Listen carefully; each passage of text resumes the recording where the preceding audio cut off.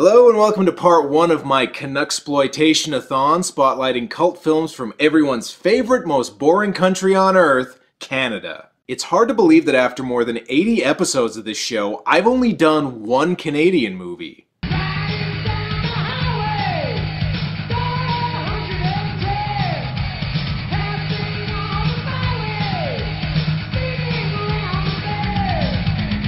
Yeah. Anyway, it's about time I changed that. Canada's actually produced a lot of cult films over the years, from classic stuff like Black Christmas, Heavy Metal, and Videodrome, to more recent stuff like Manborg and Wolf Cop. And in the proud tradition of this show, I am going to be spotlighting precisely none of those movies I just mentioned. Instead, we're going to dive deep into some truly forgotten cult movie territory here. In fact, the one I'm about to talk about hasn't ever been released on DVD. That's always a good sign, right?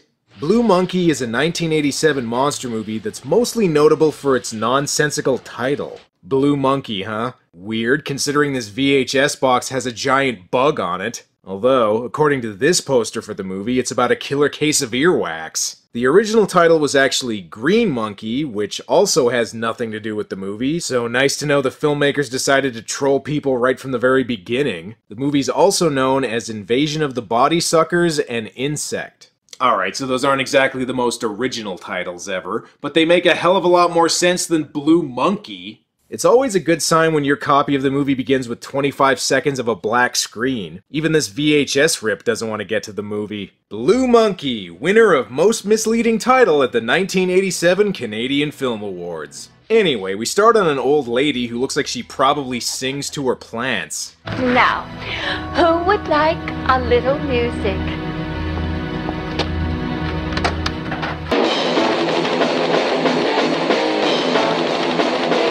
What's this? Maybe this old lady isn't as lonely as I thought. Special deal on repairs today, Marwella. If you'll have dinner with me on Friday. I accept your offer. About 7. Okay, maybe Blue Monkey is slang for the Viagra this guy's gonna need after their date. The plot gets kicked off when this guy pricks his finger on one of the old lady's plants. Oh, you should see a doctor right away. Ah, just a pinprick. Are you sure you're all right? Never felt better in my life. Okay, so he's definitely dead. Sure enough, the guy collapses and gets taken to the hospital. Hopefully Nurse Sexy Librarian here can help him.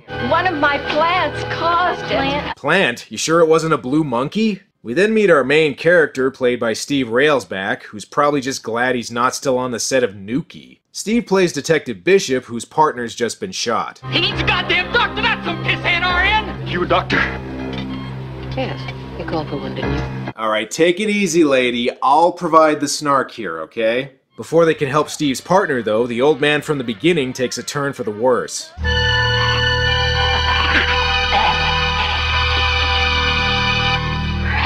Oh my god, did he just poop out of his mouth? That's one of the grossest things I've ever seen! And get that man into isolation. Yeah, and get him some toilet paper so he can wipe his mouth. Worried that it might be contagious, the hospital decides to give everyone examinations, although I'm not sure why, since apparently Steve's partner getting shot is a bigger deal to them. It's not often that we get a gunshot victim at the county memorial, though.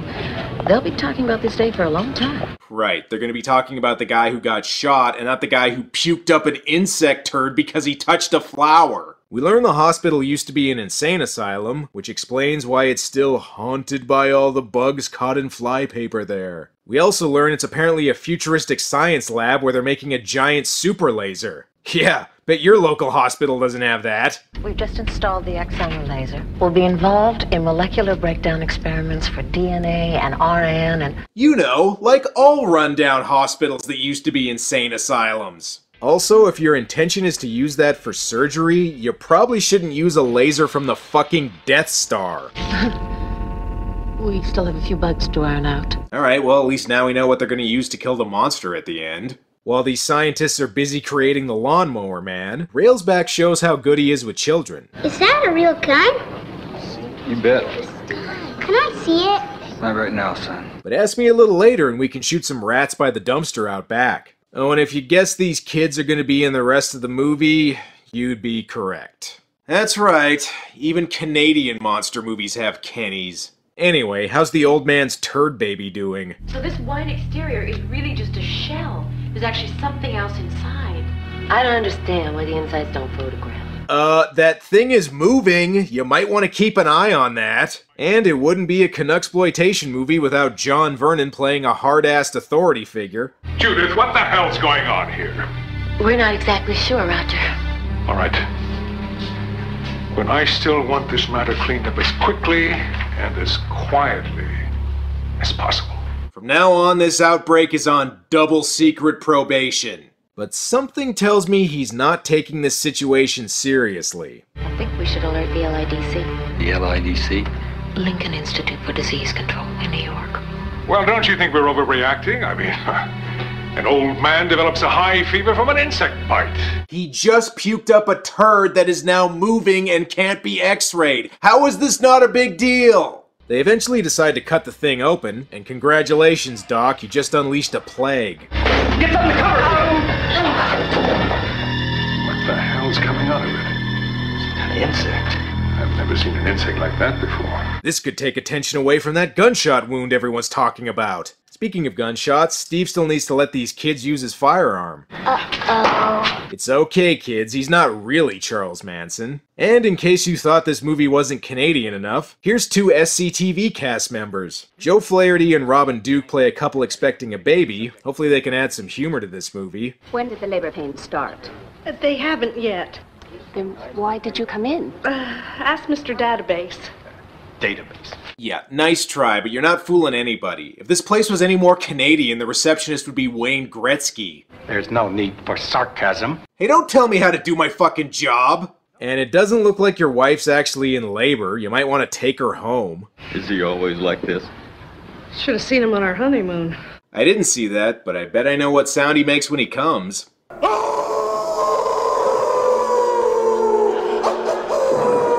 And you mean the old man is still alive? He just gave birth from his neck. How is he not dead yet?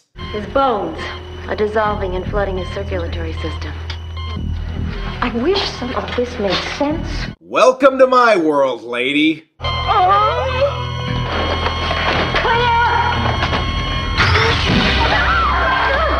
Okay, if anyone asks, he was like this when he came in, alright? We learn the infection from the old man is spreading to other people in the hospital, and if that wasn't bad enough, it looks like there's a slasher movie villain on the loose.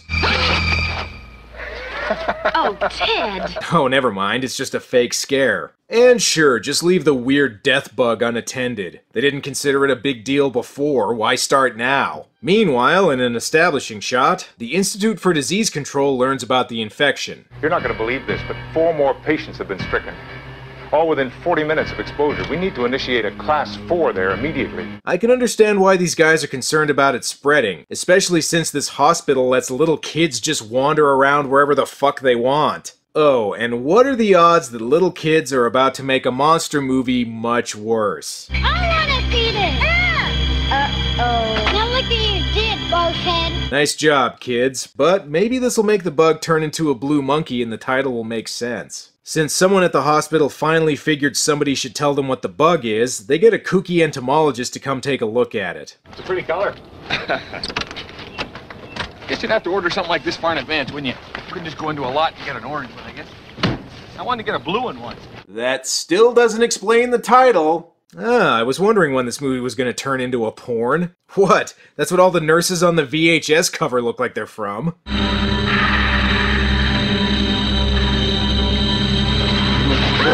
Well, either they've been killed, or this guy has the dirtiest jizz I've ever seen. Whoa, sounds like somebody just saw a blue monkey. So the insect is now apparently giant-sized, and if you're wondering how it got that way... What is this?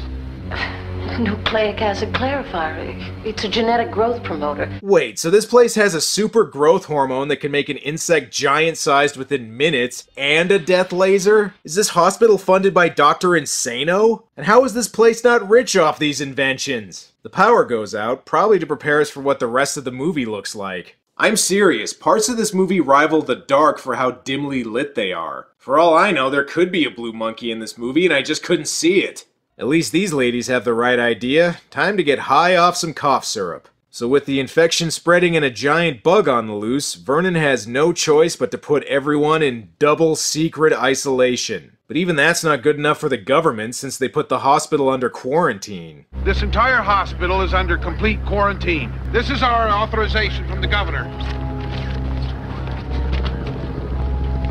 Disease Control House! Meanwhile, a janitor finds the monster's lair in the industrial facility that's also apparently in this hospital, and sees that it's cocooning its victims, proving that this movie is nothing but a rip-off of Cocoon. That movie is where monsters cocoon people, right? I never actually saw that one. I see they're hiding the monster so far, but something tells me this movie's gonna be less Jaws and more Legend of the Dinosaurs. Things have gotten so bad, even the actors are desperately trying to escape this movie. And I think the government might be overreacting a little bit. I've never seen so many guns. What do you think's going on? Something big. I want to find out.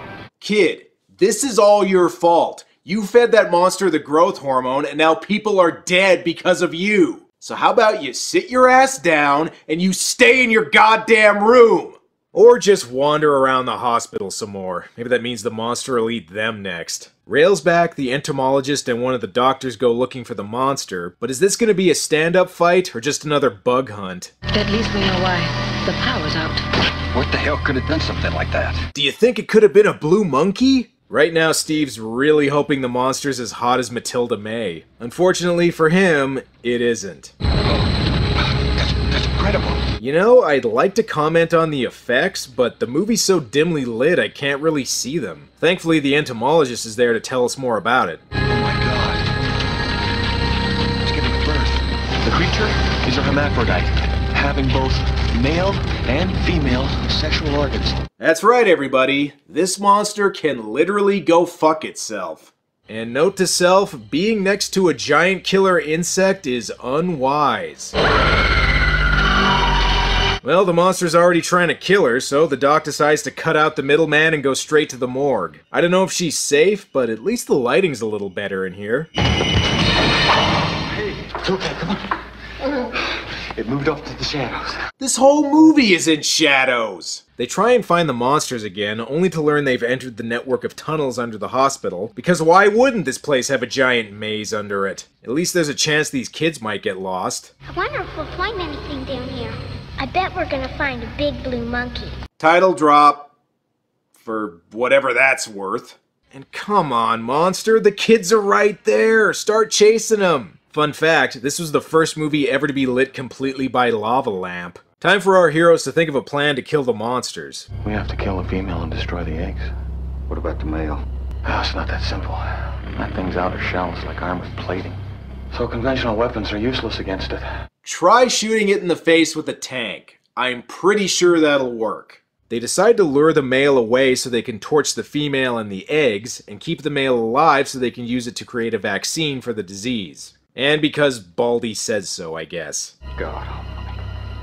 We got a killer loose. He wants to study it. You know, Steve Railsback is actually not that bad in this movie. I mean, this definitely isn't one of his great performances or anything, but he doesn't seem to be sleepwalking through it. And he easily could, especially considering in the credits he's listed after the guy who plays the monster. Oh, and guess who they get to take them through the tunnels to find the monster's nest? Sure, I can take you down there, no problem. Thanks, kid. After that, are you gonna tell him that you're the one who fed it the growth hormone and caused all this? The kid agrees to take him through the tunnels, but how are the other patients doing? You two are a fine pair. The whole hospital's going nuts and you managed to get yourself shit-faced. I think they got the right idea. But this makes the nurse realize how to cure the disease. Alcohol. Stop the toxins from spreading through your body. Yep, even the characters know alcohol's the only way to make it through this movie. Oh, and Robin Duke's giving birth now, so I guess that plotline's still a thing. Come on. This way, Detective Bishop. Wow, looks like this kid really knows these tunnels. He's just like Newt from Aliens. That is, if Newt was responsible for bringing the aliens and getting everybody killed. Yeah, I'm not letting that go. I don't care that this kid went on to be in Donnie Darko. Even though people are dead because of this kid, the movie just lets him off the hook. He doesn't tell anybody he fed the bug the growth hormone. He doesn't apologize and say he's sorry for all the trouble he caused. He just acts like everything's fine, and then the movie expects us to root for him. It's okay, Joey. You did good. No, he didn't! After they get close to the monster, Railsback tells the kid to go back, but what a surprise, he doesn't listen. Look, movie, I know shooting in darkness can help hide flaws in the special effects, but does it have to hide everything else too? Looks like they found the hive just in time to see it give birth to the alien from the hidden. If this plan doesn't work, they should try calling an exterminator and then feeding him the growth hormone. And thanks for the chase scene, movie. I always wondered what aliens would look like if the cameraman left the lens cap on.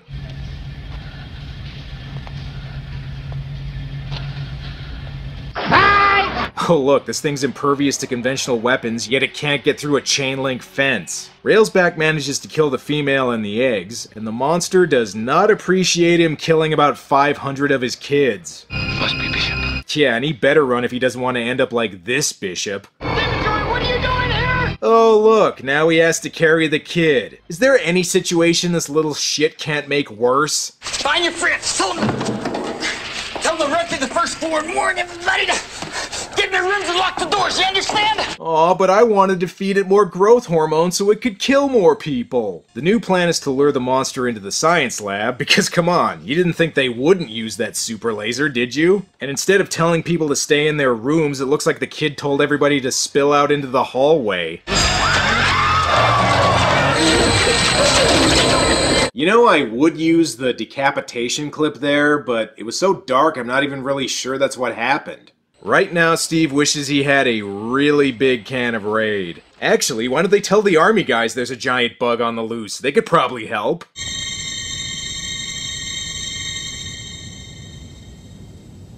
Oh yeah!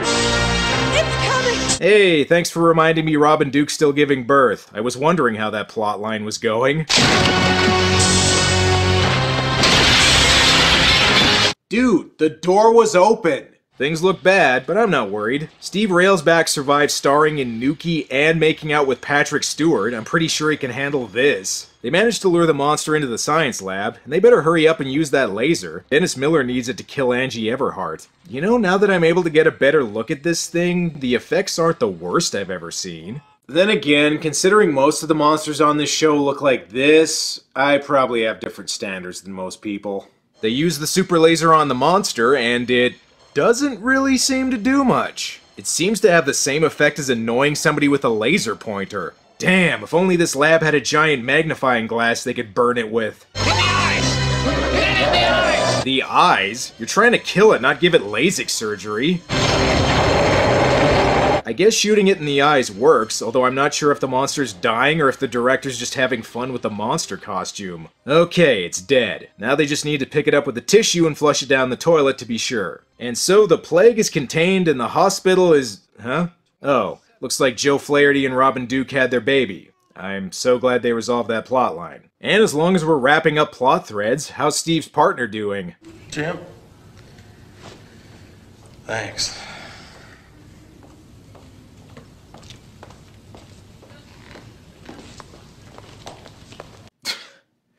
And that's the moment where Steve Railsback stopped giving a shit. And why won't these kids stay in their damn rooms? Will I ever see you again? What do you mean, will you ever see me again? You bet on it. I'm sending you to juvie for causing all this. Hope you got a good lawyer, kid. Oh, and one of the kids is Sarah Polly. Just thought I'd leave that till the end to see how many comments I got. All in all, it looks like everything worked out okay. Or did it?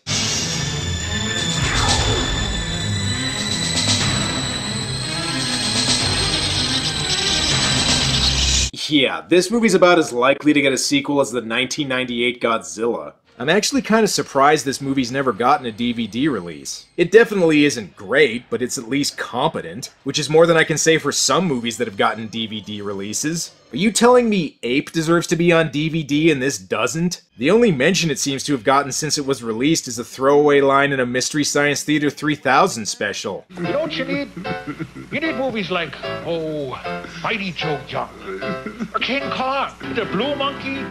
Okay, I guess nobody told him there isn't a monkey in that movie either. Well, that's the end of part 1, but there's a lot more where that came from, so tune in next time if you truly want to see the depths Canadian filmmakers were willing to go to. Until next time...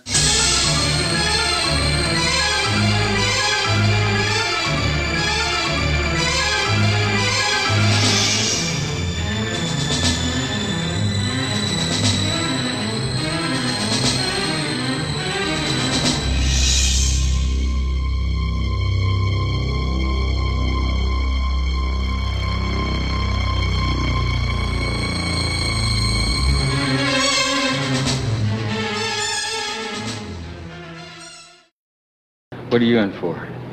Leukemia.